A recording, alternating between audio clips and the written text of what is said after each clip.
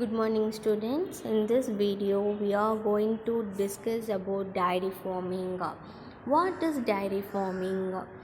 Dairy farming it involves the raising of cattle for milk production.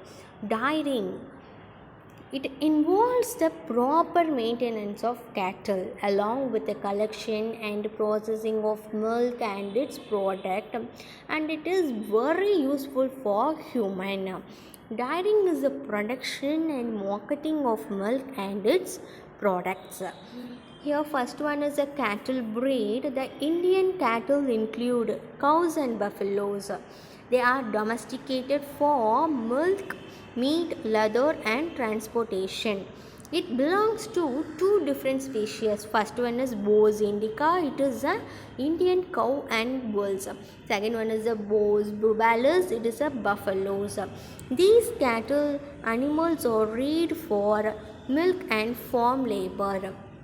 Here we can see the A1, it is a milk producing cow breeds versus A2 milk producing cow breeds. It is a cross breed varieties. They are classified into three types: dairy breeds, draft breeds. Third one is a dual purpose breeds. Dairy breeds. Dairy animals are domesticated for obtaining milk. The cow, milk producing females, are high milk yielders. It is milk animals. The dairy breeds are indigenous breed, exotic breeds. What is indigenous breed? They include Sahiwal, Red Sindhi, Dioni and Gira. These are the indigenous breeds. These cattle are well built with a strong limbs, prominent hump and loose skin.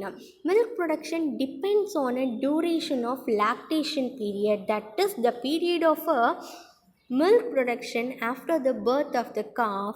These local breed animals show excellent resistance to diseases. Here, second one is the exotic breed, that is the Bos taurus species are imported from foreign countries. They include Jersey, Brown Swiss, and Holstein Friesian, etc. These foreign breeds are selected for long lactation periods.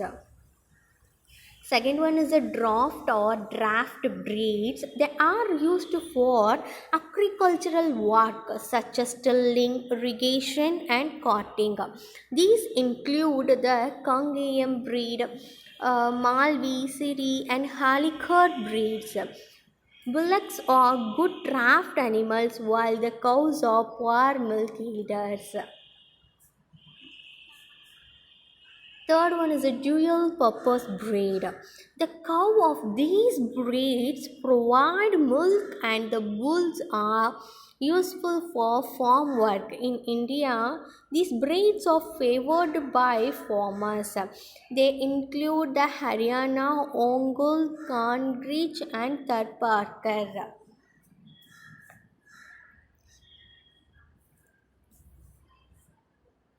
Next, what are the composition of cattle feed and its requirement? The food requirement for cattle should support healthy life of the animal and milk producing requirement. The feed for dairy cattle is broadly classified into two types. First one is the roughages and second one is the concentrates. What is roughages? Roughages is the coarse. Roughages is a coarse and fibrous fodder. Concentrates is a low in fiber and contain a high level of carbohydrates, proteins, and other nutrients. Then, in this slide, we can discuss the feeds management. What are the how to manage the feeds? Dairy cattle need balanced ratios containing all nutrient in a proportional amounts, and food additives which contain minerals, vitamins, antibiotics, and hormones to promote the growth of animals. good yield of milk and to protect them from diseases. The daily average feed ratio of milking cow is 50 to 25 kg of rough cages, that is dry grass and green fodder, and 4 to 5 kg of grain mixture and 100 to 150 liters of water. Then we can see the improvement of livestock development in India. First one is the intensive cattle development program. Second one is the Operation Flood program. Intensive cattle development program. It is based on a cross breeding of indigenous cow with exotic breeds to increase milk production. New methods and modern equipments are made available for machine that milking of cow. Operation Flood program. It is based on a dairy commodity aid to increase the milk supply in urban areas. Then we discuss about the vermi technology. What is vermi technology?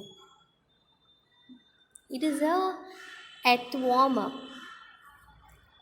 Earthworm species used for vermiculture. The earthworm used for vermicompost production are Perionyx excavators. It is an Indian blue worm.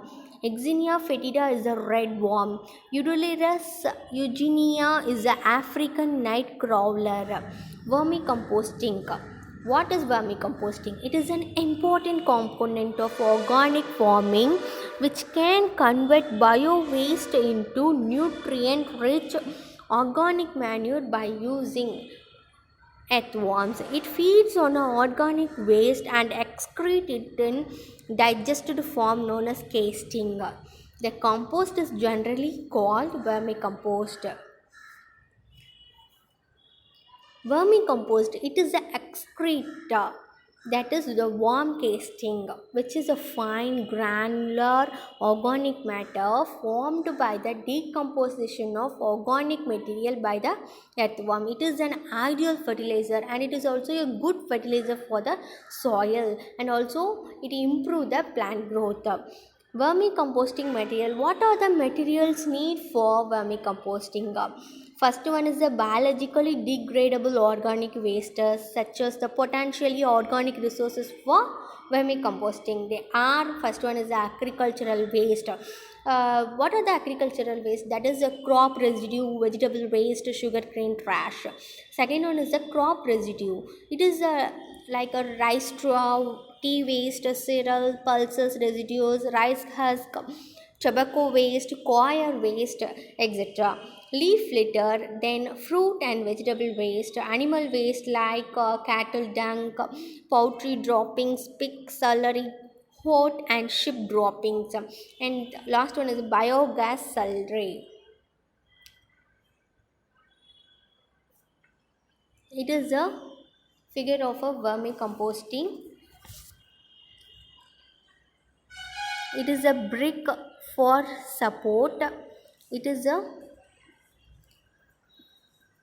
warm tea collection storage bin. It is a storage bin. Here it is a warm casting, and it is a bedding material, and it is an active area of garbage and worms, holes and yaff. It is a vermicomposting. Vermicomposting by bin method. It is a rearing of earthworm in a container. That is a growing of, rearing means a growing of earthworm in a container or a bin. The container is half filled with bedding material. Bedding material like shredded cardboard, leaves, or a paddy has chopped straw, sawdust and manure. Small quantity of soil and sand is added. First we can place the leaves or a paddy husk, then we can place some small quantity of soil and sand is added. It is for necessary grid for the worms. The Bedding material should be moistened by adding water. While we place this material, we can add water that enables free movement. It can help the earthworm move in this material. The worms are gently placed and spread evenly on a bedding. Organic wastes such as kitchen waste, vegetable and fruit waste are added, which are fed by the earthworms. The bin is covered with coconut leaves or bags to conserve the moisture, and it provide a darkness and keep out of pests.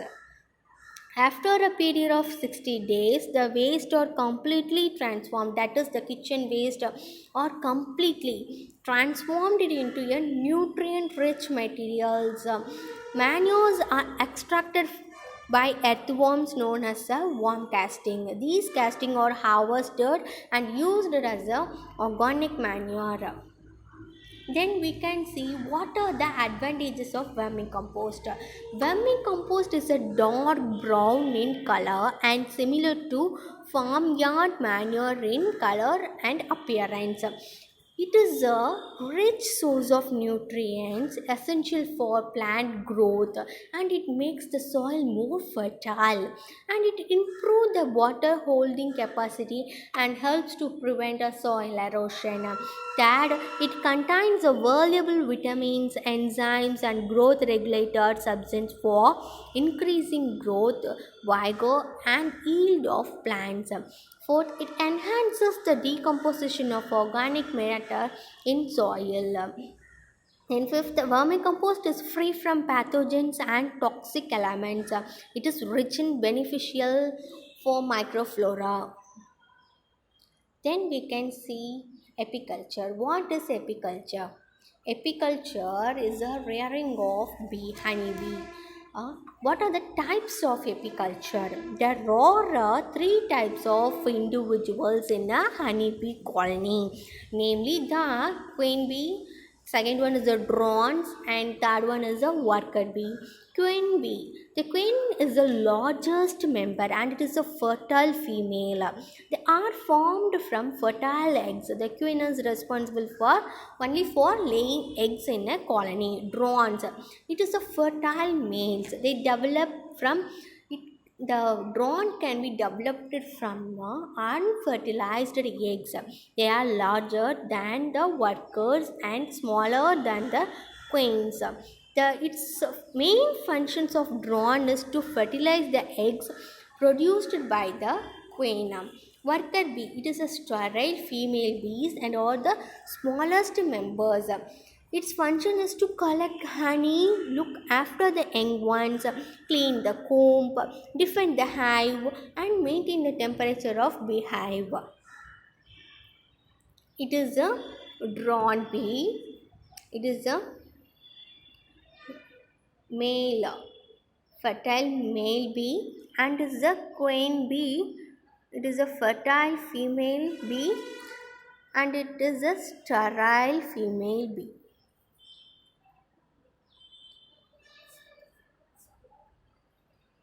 And we can see the varieties. What are the varieties of honeybee? First, indigenous varieties and exotic varieties. There are two types of varieties. First one is the indigenous and second one is the exotic varieties. In indigenous varieties, we can see the three species, that is Apis dorsata and Apis florida and Apis indica. Apis dorsata, it rock bee or wild bee, it is otherwise as Floria means little bee and indica is a Indian bee. Exotic varieties means Apis mellifera is a Italian bee and Apis adamsonia is a African bee. These are the two varieties of honeybee. Then we can see the structure of bee comb. The comb of a bee is formed mainly by the secretion of wax glands presented in the abdomen of a worker bee. A comb is a vertical sheet of wax with double layer of hexagonal cells. Wha- Now we can see the formation of honey. The honeybees suck the nectar from the various flowers. The nectar passes to the honey sac. In a honey sac, sucrose presented in a nectar. It mixes with the acidic secretion and by enzymatic action and is converted into honey, which is stored in a special chambers of a hive. Quality of honey depends upon the flowers available to the bees for nectar and pollen collection. It is the structure of a honeycomb. Then we can see what are the products from honeybee. Honey is a sweet, viscous, edible, natural food product. Dextrose and sucrose give sweet taste to the honey. It also contain amino acids, b complex vitamins, ascorbic acid and minerals. Formic acid is a preservative in honey. Invertase is an enzyme presented in honey. Then we can see what are the uses of honey. Honey has an antiseptic and antibacterial property. It is a blood purifier. It helps in building up of HP that is presented in RBC. It can building up the hemoglobin content in a blood. It is used in a Ayurvedic and Unai system of medicines. It prevents a cough, cold, fever and releases the sore throat. It is a remedy for ulcers and tongue, stomach and intestine. It enhances digestion and appetite.